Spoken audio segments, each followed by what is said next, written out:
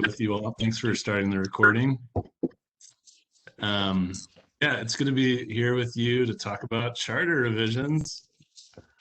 I know Susie's been chomping at the bit on vacay, just wanting this to happen. Susie, thanks for getting us organized even while on vacation. All right, I'm going to try to find the agenda real quick. I'll entertain a motion to start this meeting. This is Mark. I move that the items on the meeting agenda constitute essential business of this committee. Meeting electronically is necessary to protect the health, safety, and welfare of Tennesseans, considering the COVID-19 outbreak, and any rule conflicting with governor's executive order permitting electronic meetings be suspended. A second. This is Ingrid. Thanks, Mark and Ingrid. All right, all in favor? Ingrid. I think this is one. I am present and yes. Yeah, cool. Jeff? I saw his mouth move. He said present and yes. I did indeed. Present and yes. Thanks for translating, Ingrid. Thanks, Jeff. Jonathan? Yes, present and yes. Great. Thanks, Jonathan. Mark? Present and yes. Thanks, Mark. Marissa?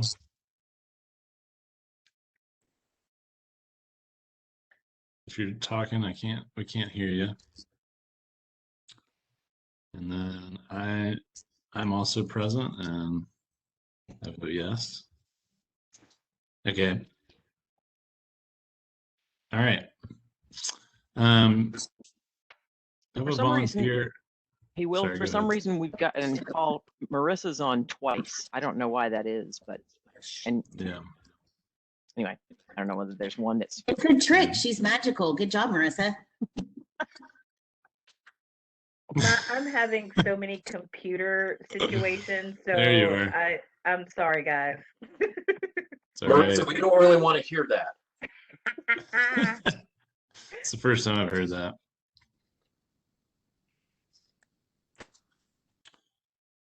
Okay, go ahead to read the values and equity statement. Read it.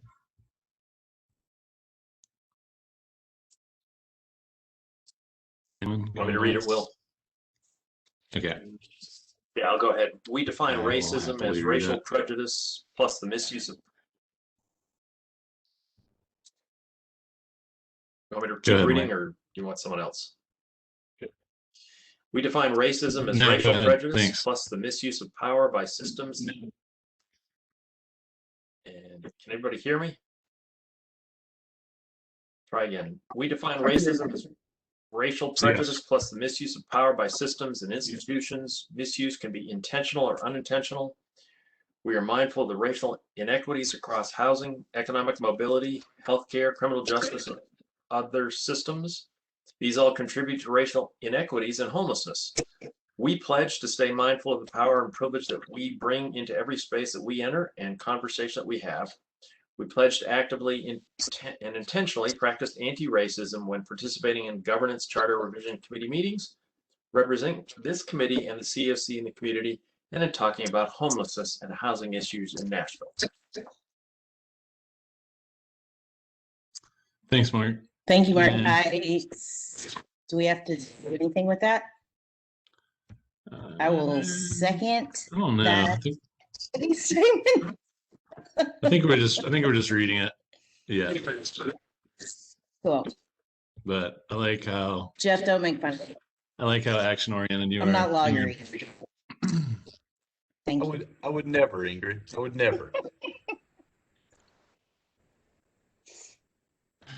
All right, and if you all could just remember to mute when you can,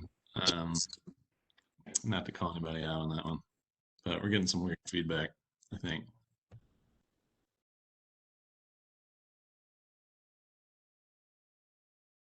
Okay, so I think Ingrid, this is your time to shine. We do need to approve the minutes, so I will entertain a motion to approve the minutes from last meeting. Hey, Will, by the way, according to Robert's rules, which I don't read as much as I ought to, the minutes don't require a vote or approval, just Oh, any cool. corrections, and then they stand as corrected. I've been corrected. I stand No corrected. changes, Will. Okay. Anyone going once, going twice? All right. They Thanks, look Susie. good. Thanks for putting them together. All right. I'm going to share my screen, or try to at least, and get the current version of the charter up, and we can go through it together. Maybe the last time before we present it to the community. Knock on wood. We can do it. We can do it. Then Okay. the trouble is, so, if we don't, sorry for breaking in, but if we don't get it done today, you're good. the idea about meeting next week, even if you guys can attend, if the governor doesn't extend the order for electronic meetings, we're going to have it in person, which would be, one of the first times that anything has happened in person within this group. So even more reason to kind of get her done today if we can. Thanks. Thanks, Susie. Okay, and if I'm following all this correctly, we have at least two things to address. Which are at the top of the screen here, the code of conduct to assure decorum, quote unquote, at meetings. And I won't make a joke about Ingrid being in charge of that one and that being kind of ironic. Love you, Ingrid. And then removal of committee members. So those are two big, I guess, two question marks that we have if we want to address those things in the charter. And then anything else that you all see that we need to address, like we can do that together. So who wants to go first? I know Susie's had thoughts about removal, or you mentioned that in an email. Or Ingrid, if you're ready to roll on conduct, we can go there first. I mean, sure. Here's the situation that we're in. So I had been talking to Jim Schulman because they are trying to pass some decorum rules in the council right now. And so was going to try to follow through and be a little bit consistent with that. Just so, I don't know, I feel like it would hold a little more clout if it was more than just us using these rules. And so they are still working on those. I don't know if we just want to keep that open until they have decided on some, or I can just put together a few things before the end of this meeting and we can add them. But let me know what you think. Thanks, Ingrid. Any thoughts from the group on what Ingrid just said? I mean, I certainly think it's a great idea, Ingrid. I'm wondering if we'll gain some wisdom from the council's work, and maybe I hate to put this in the parking lot again, but because we could end up at a meeting with someone not being helpful. So, but I guess I'd want their wisdom.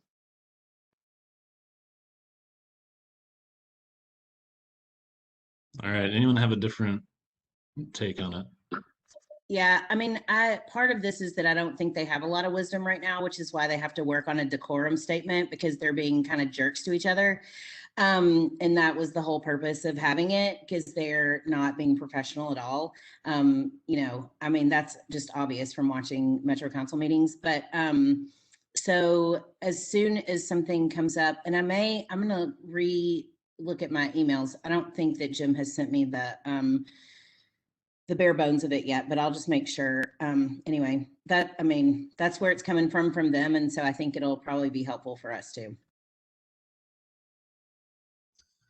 Awesome. Thanks, Ingrid. One other thing to remember is, if in August we get some language we really like, we can just amend this charter and bring it to another meeting. I mean, it's not like we have to wait a year.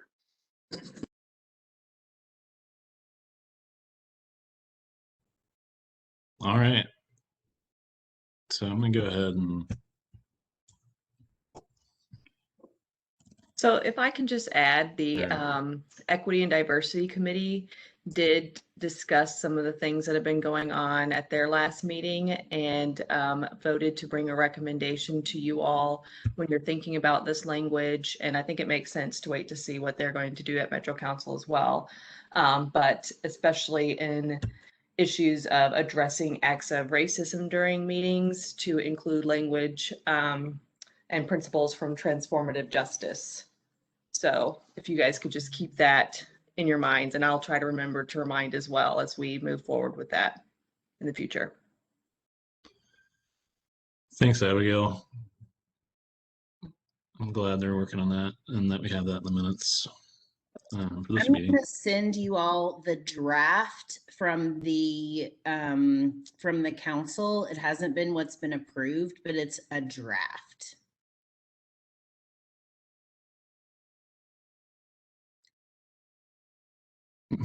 Okay.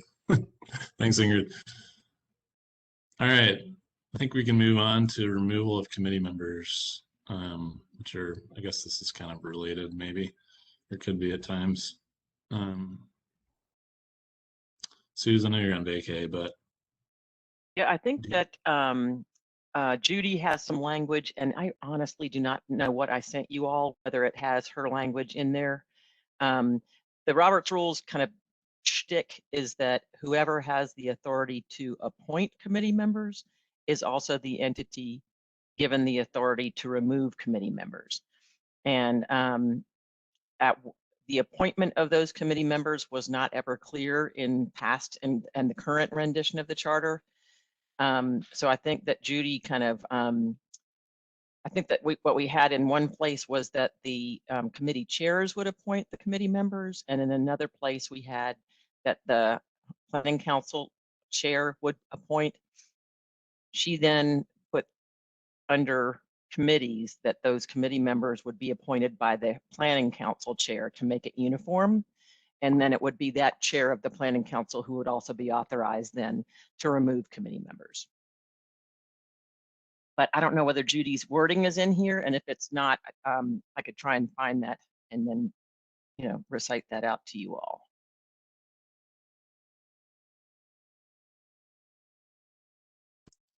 I didn't see that language when I read through this earlier today. Okay.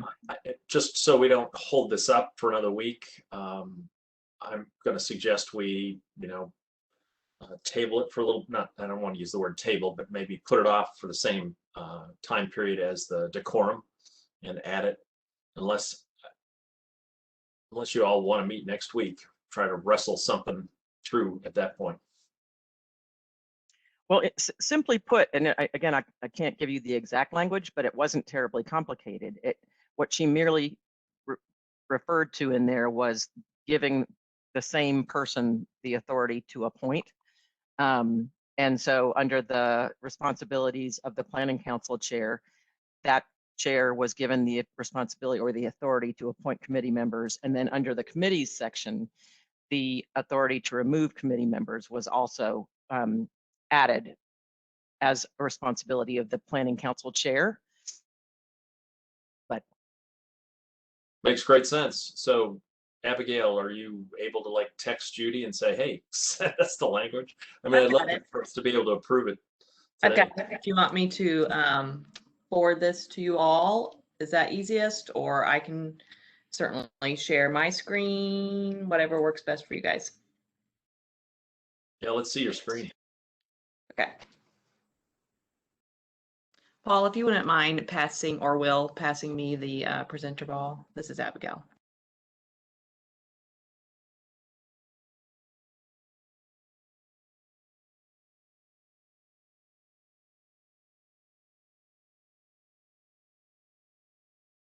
Okay. Just give me 1 second while I pull this up. It's on a different computer.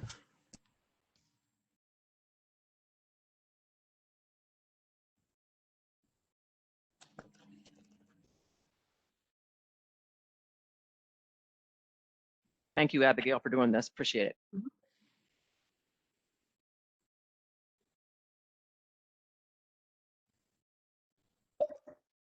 While we're waiting, Mark, I just want to say that I think you and my dad have the same retirement uniform.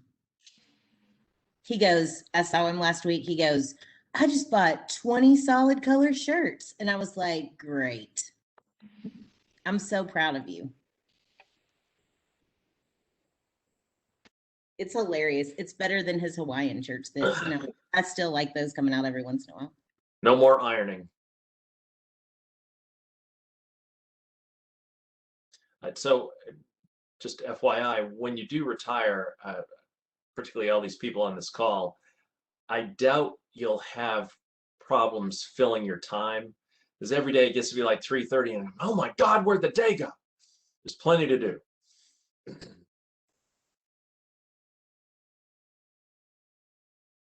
That is if we get to retire with our stellar salaries that we get during these kind of jobs. And yeah, I think we probably won't be bored either. Sounds fun.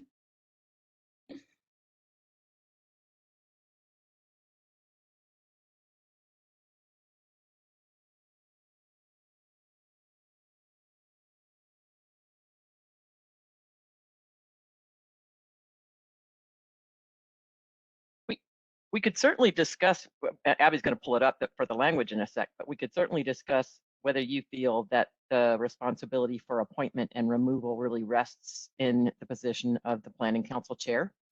Again, I think that either in past drafts or the current draft, the committee chairs were given that role. And I think that the Planning Council chair should be the authority who does both. He or she, as the Planning Council chair, would take recommendations from committee chairs for folks who would have the skills and the strengths to add to those committees, and then would probably also rely on those committee chairs for any suggestions for removal as well. But to me, as staff, and it sounds like Judy is certainly suggesting that the chair of the Planning Council should be where that sits. So That sounds good to me, Susie. Yeah. I agree.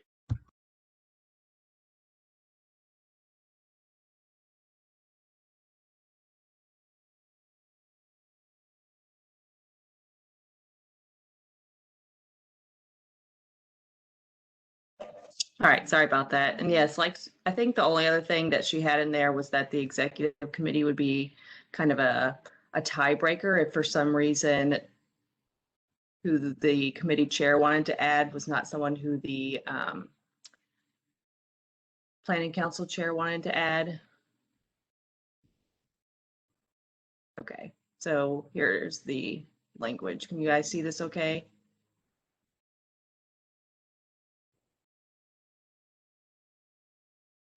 Yep.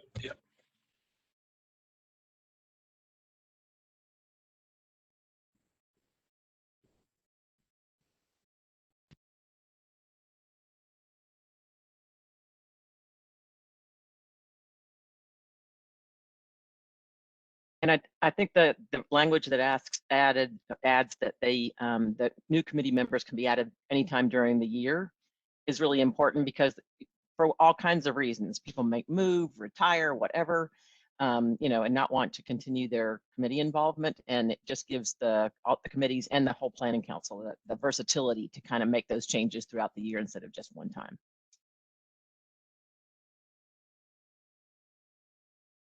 And I will say it is essentially what is happening now as far as adding committee members, or if somebody does not, or somebody leaves or is not in attendance for many consecutive meetings or no longer wants to be on there.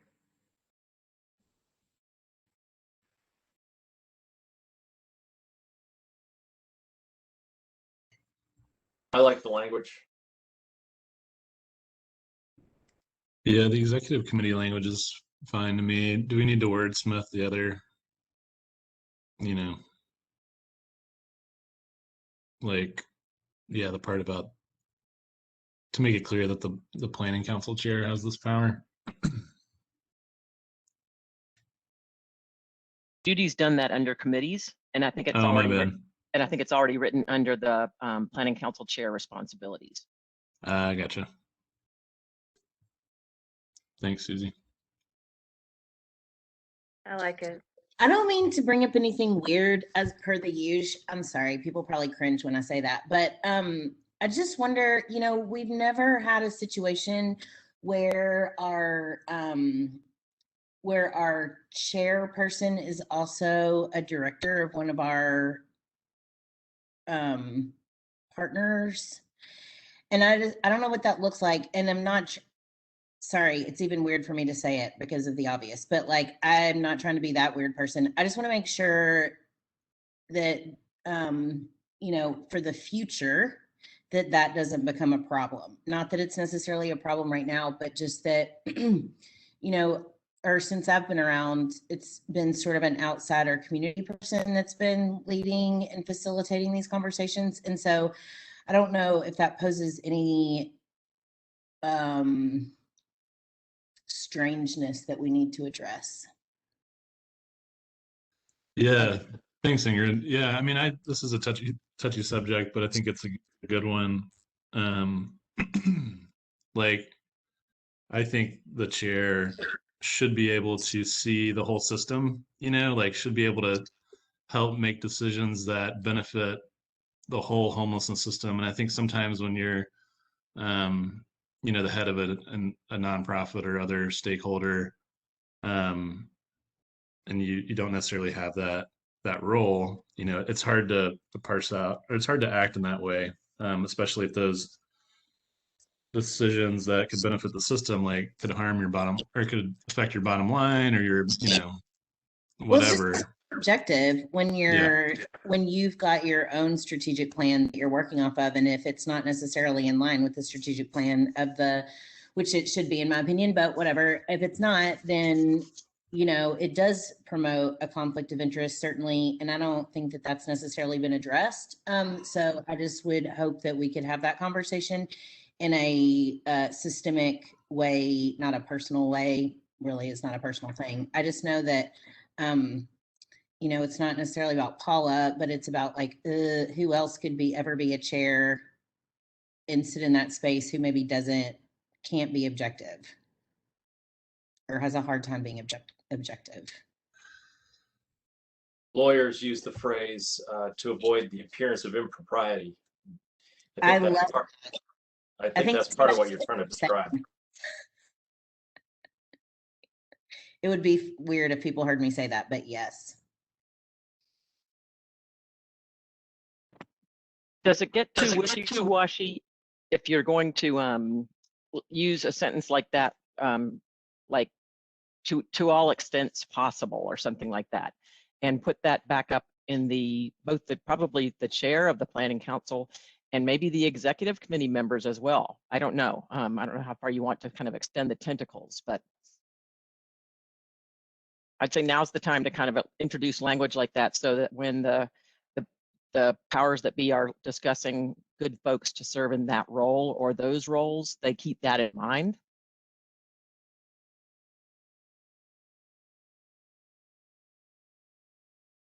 I mean, I would certainly be in favor of entering some sort of language like Mark just said. I guess my hope is that could happen with just the chairperson, because I think it is important for some of the executive committee members to have very personal and or being in terms of proximity, right? There needs to be really close proximity. I think if we're going to be able to inform the body the way we should be informing the body, then I think probably there needs to be some folks that are in proximity on the executive committee. But I just think that having some more assured objectivity would be helpful.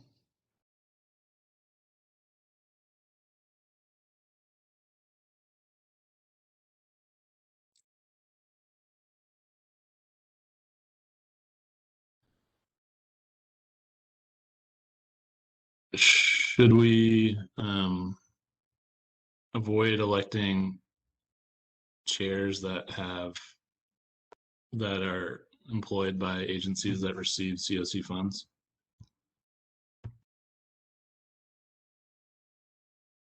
I mean, I think at some point we'll get to a place where there's not enough people. You know what I mean? Like people who are passionate and understand what's going on.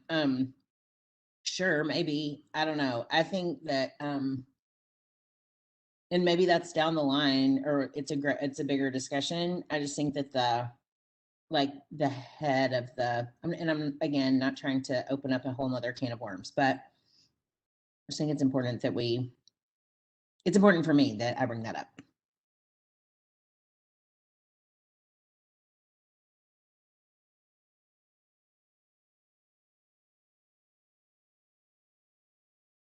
Okay. Abigail, I'm glad you have the ball. Thanks for for controlling the screen here. But yeah, what do you all want to do? You want to add some language, or does Marks actually address it? And where should we put it? I'm feeling a meeting coming next Monday. No, hush, Mark. I think that we can, if you put it, maybe it says to avoid it already says to avoid the appearance of any conflict when issues are voted upon. One, the officers of the HPC should not represent the same type of constituencies. I think we could put it in right there before that. So I agree. That looks good. I was thinking the same thing. Yeah, to avoid the appearance of any conflict when issues are voted on, one, the chair does not does not represent any constituencies other than like the greater community. I don't know what you would need to say about that. But definitely the chair.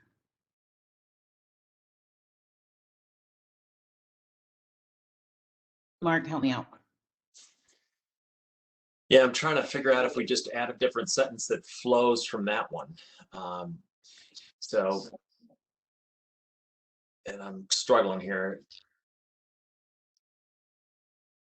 I mean, you could right after you could say this decision-making process in relation to conflicts would include committee appointments and removal of committee members, something like that.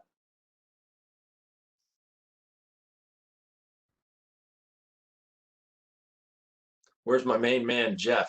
Well, I'm a little leery of trying to cover too much here. When I'm not real sure. I mean, I kind of wonder if our existing conflict of interest policy already accounts for this. Well, it doesn't because not everybody shares their conflict of interest. Well, but that's not something we're not going to fix that with a sentence here either, right? I mean, if we have a conflict of interest policy that applies across the board, I'm a little leery of trying to then single out other specific instances in which conflicts might arise.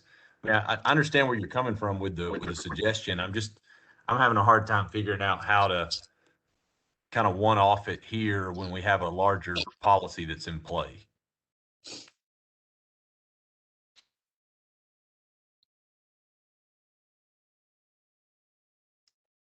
So, Ingrid, I think part of what you're saying is at some point, I was reminded of this when I was in social work school that when you're drafting a law, you have to imagine how it's going to be enforced when your enemies are in office. So, at this point, I'm tending to agree with Jeff that I think we may have to cross this bridge when the problem arises. I mean, the problem has arisen, Mark. It's happening right now. I was trying to be very nice about it, but I guess I can't. So to be very blunt, we have a person who's the chair of our planning committee right now, who is also a person who is in charge of an organization and has some different thoughts about what should be happening in outreach. And so what are we going to do to address that? It is happening right now. So, and just in her defense, she was not in that position when she was elected to be the chairperson. No, and this is not a personal thing. I want everyone to hear that. This is not, which is why I was trying to be, gentle about it. It doesn't work sometimes.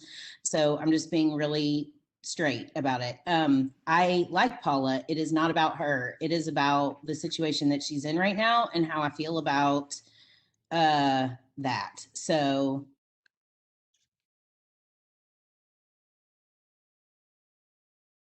because the conflict of interest, sure, her wife works for Nashville Cares, which does receive CoC funding. That is what the conflict of interest that is always stated is, but not the conflict of interest that she is also the executive director of part of the CoC.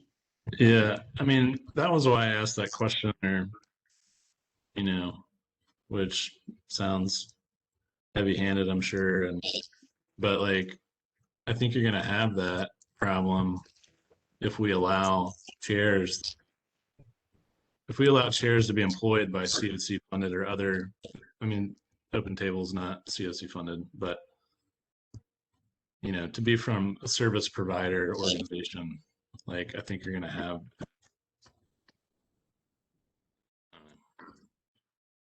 some of those conflicts. So Sure. And again, if anybody listens to this publicly, this is not about Paula. This is about the process.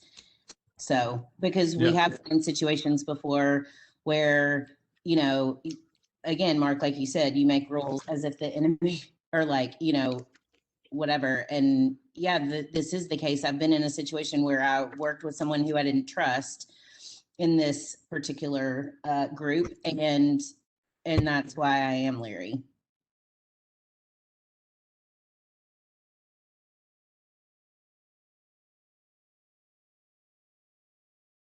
And I tend to trust most people, but anyway, I'll not talk anymore. And I trust this process.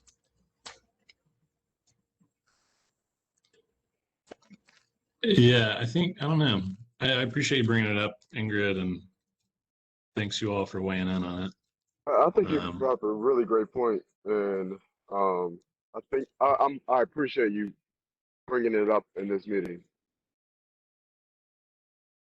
I completely agree. I think you have to have some checks and balances in regards to who is holding the seat and their space, their perspective, their environment. It all creates their you know, what they're going to do. It leads them, and there's no way that it doesn't. And that brings the checks and balances that we need. And we are seeing this play out in larger forms.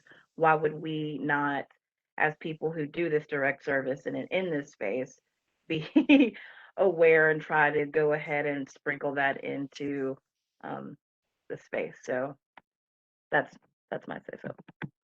Right. If any place to call out something that we may see as something potentially you know, not good, then this space would be it. I think for the, you know, CoC.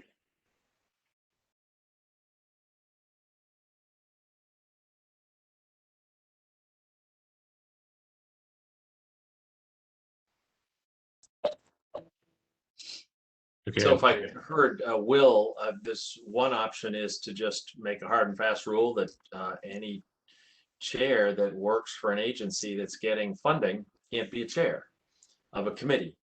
So I'm trying to figure out if what you're describing, Ingrid, actually reaches up to the Homelessness Planning Council chair. It's all I was talking about. I was only talking about the chair of the Homeless Planning Council. I was not talking about the chair of any of the committees.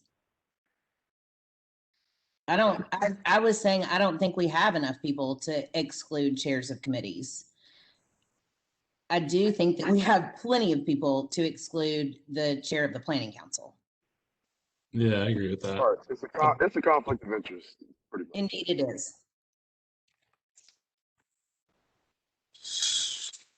So is the sorry if I'm still trying to sort out all the way this organization is structured. Are we essentially looking to make a change right now that will then require Paula to step down as chair? And do we want to, is there perhaps a way to accomplish that with just a conversation, short of making what seems to be a pretty big structural change on the fly? I mean, should we try that first to see if maybe she just would step down? And I mean, you see what I mean? Like, I'm just wondering if there's a path of less resistance here that doesn't make a huge, a huge splash when I'm not even, this is the first time I've even been aware of this as a major issue. I agree don't with- think that. I agree with that, Jeff. To speak on that, we are about to turn over the planning council anyway. I mean, not turn it over, but we're about to elect 8 new people, I think. And I think that Paula's term is coming up. So it's not like it's going to be like, hey, you need, like, we're removing you. It's putting a new check and balance in place so it doesn't happen again. And again, I think it's part of our,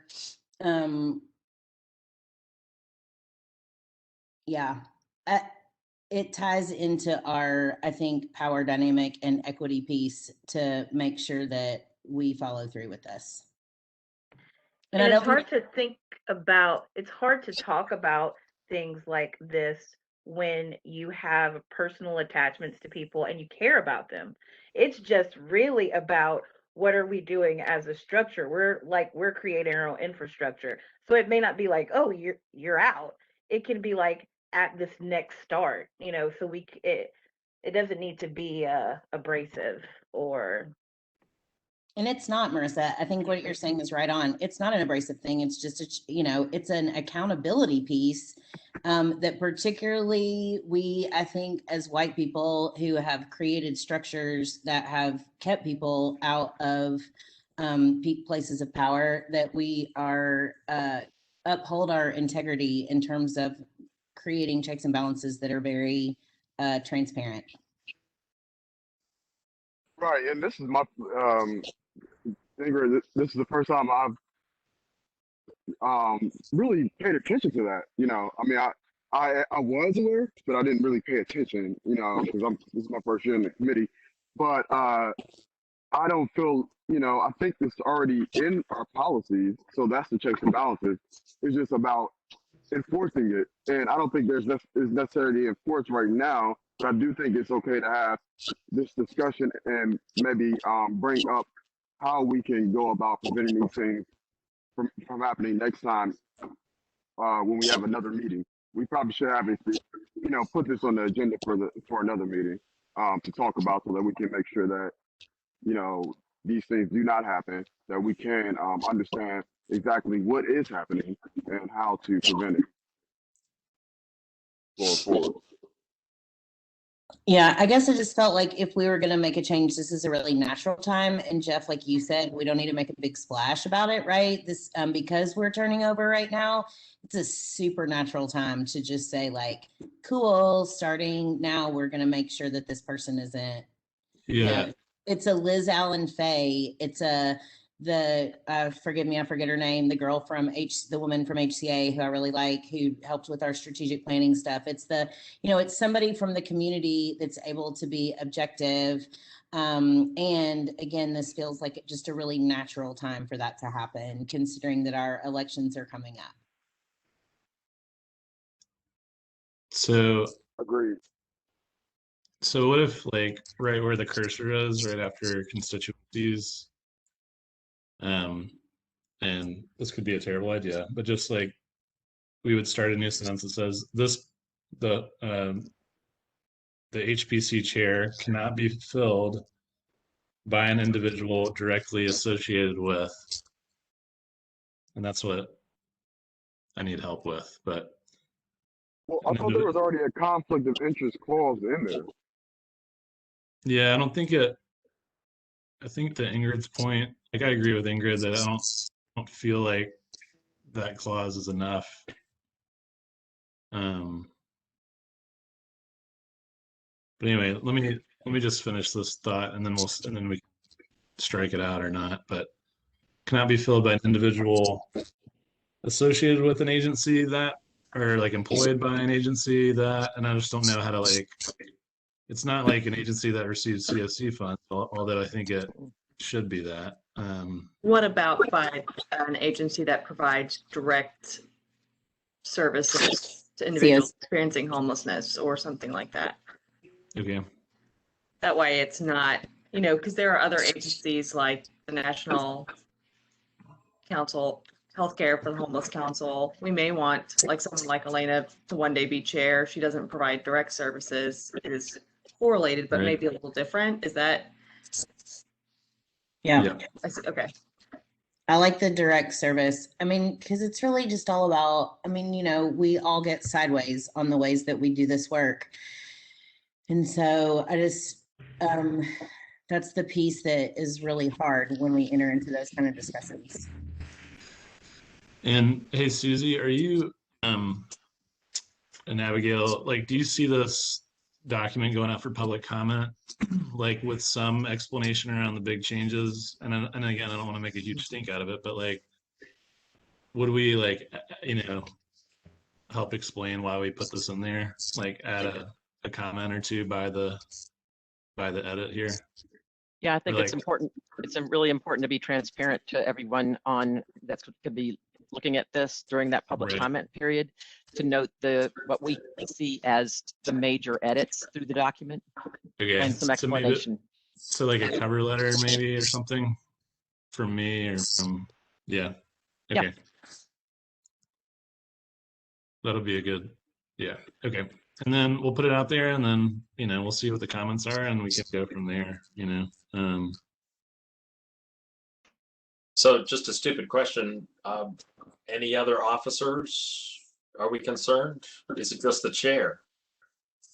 Because we get an executive committee that now has at least 2 people that are employed by agencies that get direct financial support.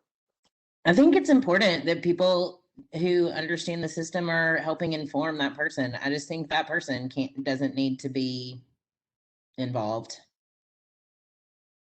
Again, proximity, right? To understand, there have been so many times that we've had folks that haven't understand the way that the system works, and to have people that are directly involved in the system, I think is important to help inform that. As long as the chair can be objective.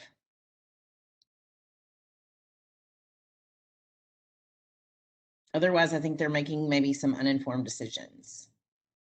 So sometimes if the chair can't show up at a meeting, you've got another officer stepping back in to run meetings that may have this kind of conflict, just FYI. Yep. Hey, Abigail, you got experience instead of experiencing, by the way. But thank you for, okay. And Will, just to Yeah. play devil's advocate, like if we wanted someone from Goodwill, for example, to serve as the chair, or the Downtown Partnership, they have an outreach person, but you know, they also represent business. I'm just kind of wondering if there can be something that kind of gives some level of flexibility to pull somebody in to lead this group, but still gives some teeth to avoiding a conflict with a more direct service provider. You know what I mean? No. Yeah. Yeah, I don't know. I don't think, I mean, I think you could. They're Yeah. still players, dude. They are still players, especially Downtown Partnership. That makes me kind of want to throw up. Yeah, okay.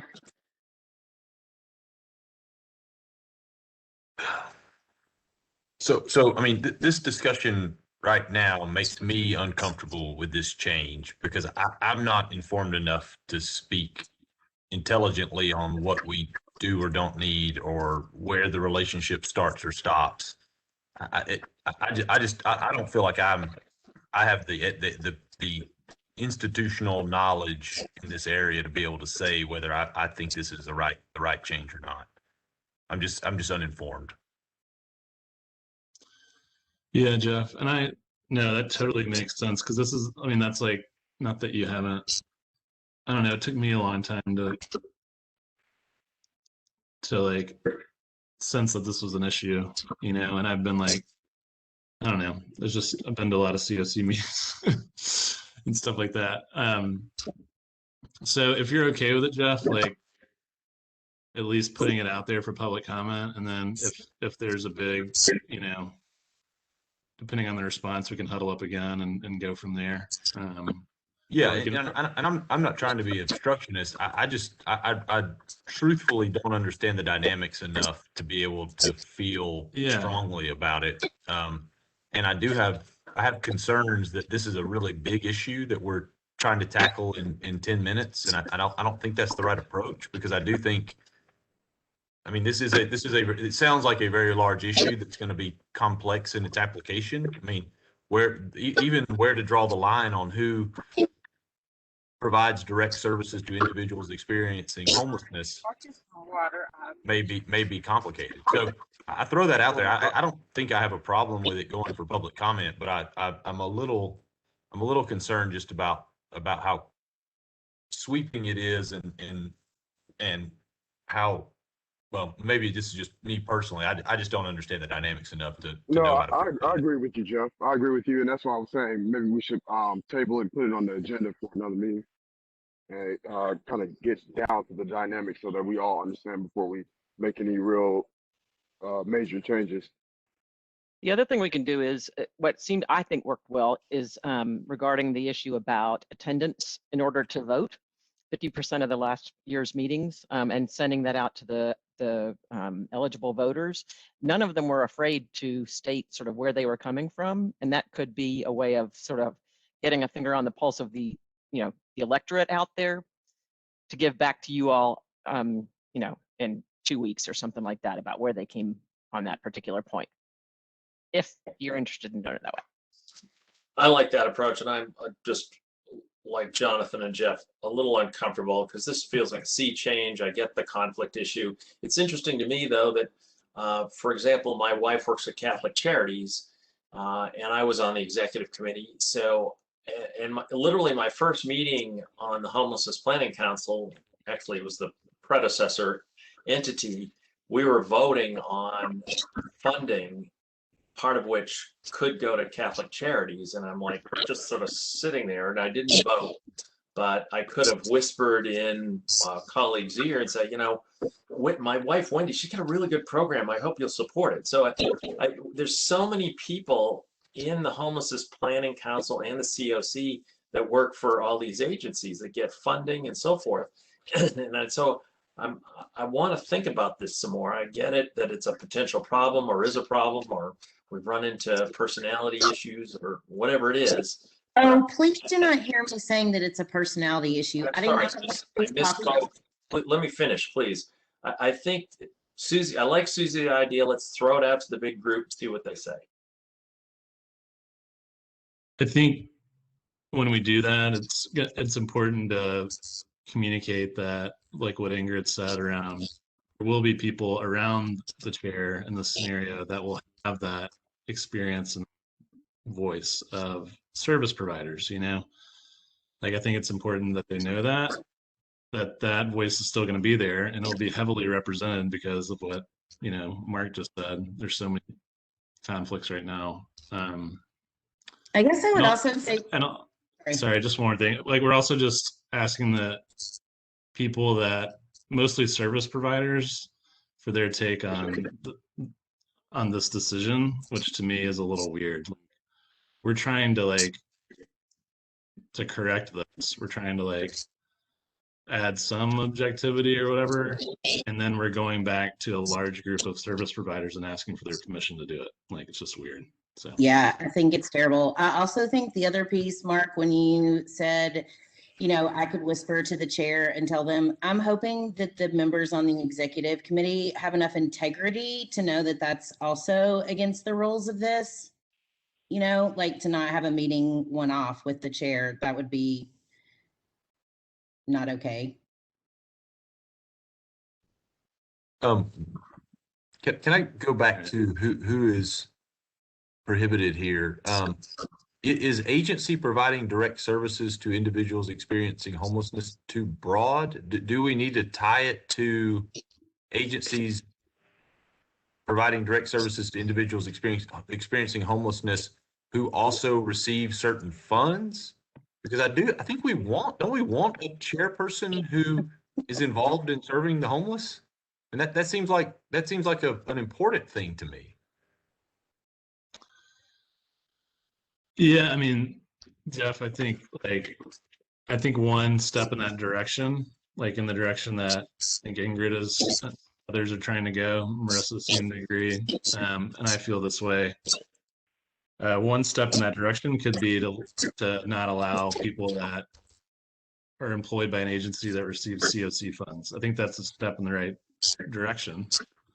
I think you want people to have a passion about homelessness and be committed to ending homelessness, but you want somebody that can make decisions on behalf of the system without worrying about how it affects their agency's bottom line and policies and all of that. That's where I get hung up. Like, I want a leader that is going to vote and lead based on what's right for the system versus what's right for their organization. And that's like really, it's kind of like unfair to put that person in that position. And again, it's not about the person, like Ingrid says, it's just like, it's an unfair position to put that person in. It's like impossible to do, really, is to like. It really is. Yeah. It's like it becomes so murky. Yeah. And I understand like this is a very sweeping thing, and we're just approaching this in this conversation, right? And so we're apprehensive because A, we all care. B, we want to make the right choice. We're like, okay, I'm informed in this piece, but I'm uninformed here.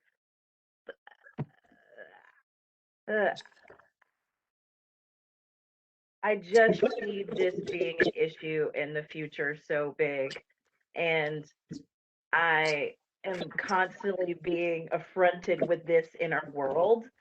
And so here I am with my own perspective and objective that's making this conversation murky. So let me just go back to mute. Thanks, guys.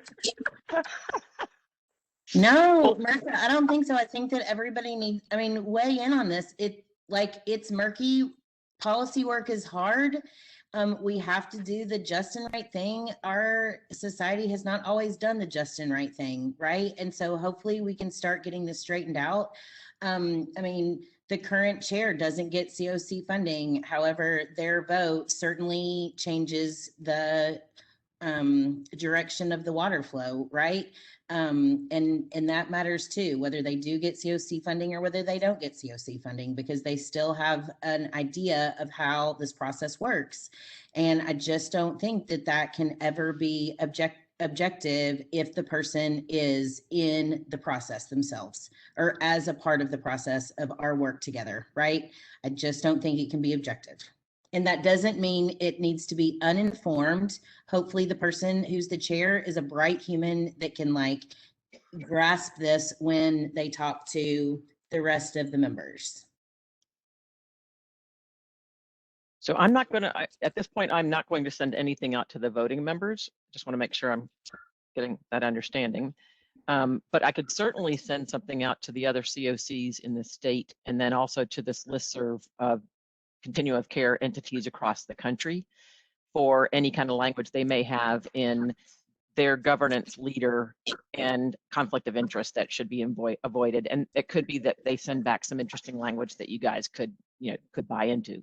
We're not the first ones kind of wrestling over this. That's right. I like that, Susie. I'd be glad to, it's surprising. I keep on thinking I'm going to get all kinds of responses to queries like that, and I get like 2. Yeah. But I'll fish. Susie or Abigail, can you ask Heather to sorry.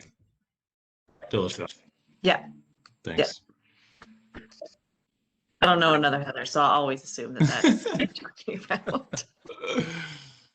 I just want to say that, this is a tough conversation and we've had some conflict, and I hope everyone's okay. I think it's good that we've had it. Conflict is tough for me.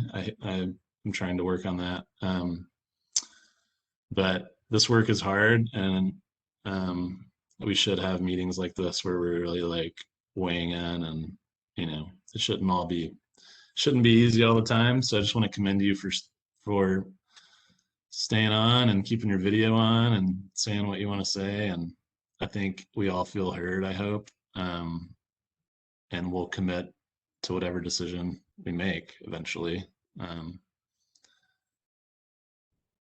So yeah. Do we need to meet again next week? It's on the books. And just so you guys know, if you guys do decide to meet, I will need somebody to offer space because I am coming up empty at all the metro spaces. I don't know what we would cover at the next meeting, but other than this topic.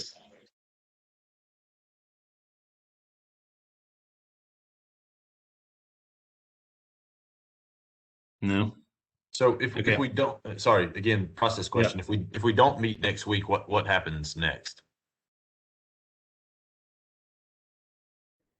Suze, what's the timeline? Yeah, What, for getting this out. what we were shooting for is to at a May continuum of care general meeting, get the charter voted on. The year starts July 1st, as you guys remember, or hopefully you do. And technically then it could run into a June meeting and still be done by July. So we've got a little wiggle room, and it doesn't have to happen before the year begins. It would just be nice for the charter and what guides this group to be done before the new year begins. It could run into July or August, and it has in the past. But it'd be nice to have this done and voted on and decided upon before the July 1st new year starts.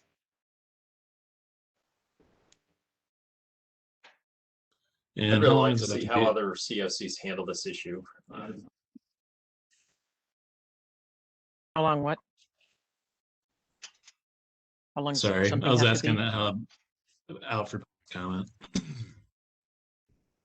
Sorry, Susie. If we have to put the charter out for public comment for a certain amount of time. Yeah, it has to go out for what the current charter says, and I think it's 15 days. Is that right, Abigail? Yes. Okay. Okay. And that's calendar days.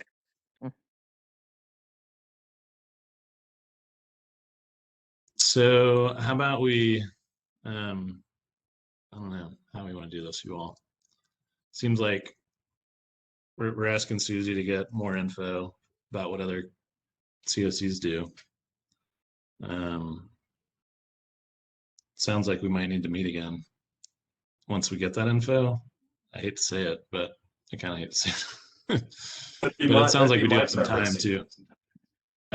Yeah, Okay, I don't good. feel any Well, I think, like, compulsion to meet by May. So Okay. we got June, so let's get this right. I mean, it's a pretty big Yeah. issue, so. Agree. Okay. And we've done so much work. It'd be nice to all feel like we've had enough time to address everything. So, all right. So you want to play it? I don't know. It's a little scary to play it by ear too, in terms of scheduling the next meeting. But what do you think, Suze? I think that we can get queries out and answers back from both Heather, who's technical assistance for our region, and other continuum of care leaders within, I could ask for something to be back to me in a week and a half. And if they don't send it, they're not going to send it. Get that stuff out to you, and we could meet in 2 weeks.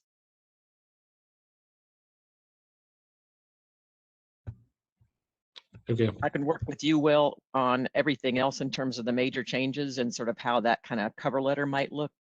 Explanation for the major things. And then the only thing that would be hanging would be this issue. Okay. Do you all, we've had pretty good luck scheduling the next meeting during this meeting. So do you all want to could you look at May 12th? And let me know if you're free. That's the Homeless Planning Council meeting day, I guess. But anyway, that afternoon looks good. Or the 11th, I guess, too. We could meet right after the Homelessness Planning Council at 10. I could do 10:30. Works for me. The 12th at 10:30. Is that still, when does the Zoom stuff So it's whatever. potential that that meeting will be in person, which means the planning council will be in person. So several, or at least a couple of you, few of you, will be in whatever location I can find that will allow us to hold that large of people, which I have not found yet. Wednesday Okay. from 10:30 to 11:30 is really hard for me. That's a regular Okay. meeting for a standing meeting. Sorry. Okay. It's okay. What about the 11th afternoon? Or yeah. Till 6. What'd you say, Ingrid? I could be clear till 6. Just don't plan one after work. Have a board meeting. 2 o'clock? Alrighty. 11th at 2. Great.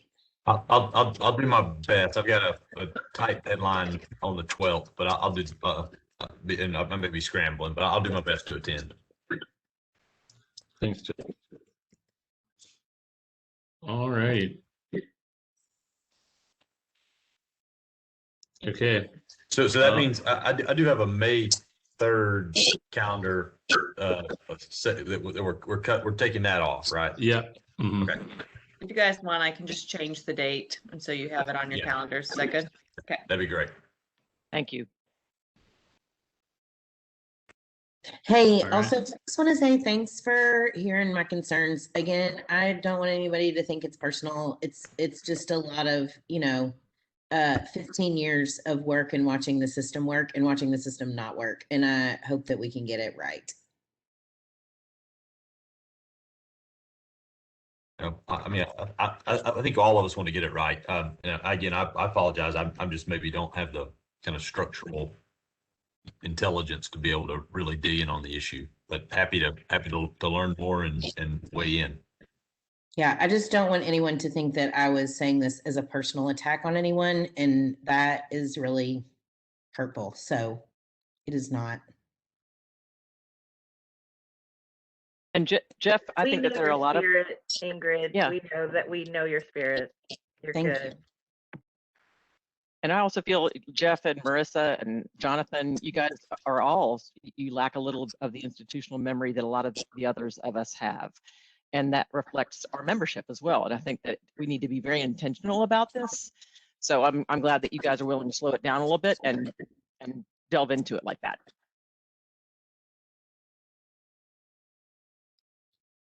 Yeah, thanks, Suze. Thanks, everybody. I look forward to seeing you in a couple of months. Hey, quick question. Do you want me Yeah. to send out this version with Judy's comments on it to everybody? Yeah, the one that you just marked up to. Yeah, thanks. Okay. Yep. All right. Hope you get outside a little bit today. Maybe we'll see each other in person next time. Bye, everybody. All right. Take care. Thank you. Bye. Bye.